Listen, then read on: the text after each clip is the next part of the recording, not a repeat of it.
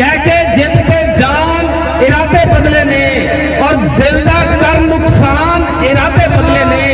अल्लाह साईं उस झूठे नू माफ करे, खास कसम कुरान इरादे बदले। अल्लाह साईं उस झूठे नू माफ करे, खास कसम कुरान इरादे बदले ने। और ये ना सोची तैनू डर के छड्डांगा, ये ना सोची तैनू डर के छड्डांगा, छड्डिया भी ते तैनू मर के छड्डांगा। और मैं फरहाद दा सजना आखिरी मंजर आ, मैं पत्थरां नू पानी करके छड्डांगा। मैं फरहाद दा सजना आखिरी मंजर आ, मैं पत्थरां नू पानी करके छड्डांगा।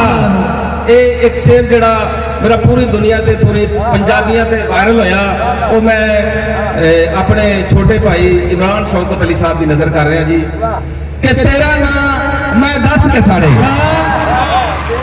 तेरा नाम मैं दस के साड़े, कई बंदे ते हंस के साड़े। तेरा नाम मैं दस के साड़े, कई बंदे ते हंस के साड़े। और जिथे लोग उजाड़न आए उथे फिर मैं बस के साड़े, जिथे लोग उजाड़न आए उथे फिर मैं बस के साड़े।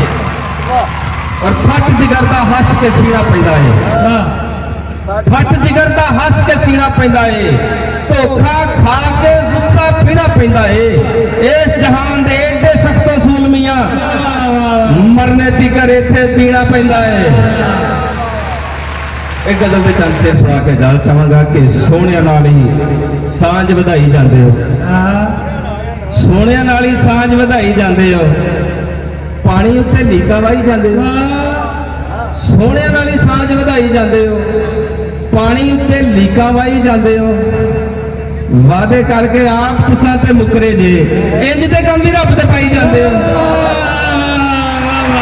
वादे करके आप तुसां ते मुकरे जे, इंज दे कम भी रब ते पाई जांदे जे। और जेड़ी यारो तानू कल सुनाई सी ओही सानू अज सुनाई जांदे हो। जेड़ी यारो तानू कल सुनाई सी ओही सानू अज सुनाई जांदे हो। की गल तानू अपने ते एतबार ने? की गल तानू अपने ते एतबार नहीं? गल गल उत्ते कसम खाई जांदे हो। की गल तानू अपने ते एतबार नहीं? गल गल उत्ते कसम खाई जांदे हो। और सुते ते चल मोया वर्गे हुंदे ने, और जागण वाले भी दफनाई जांदे हो।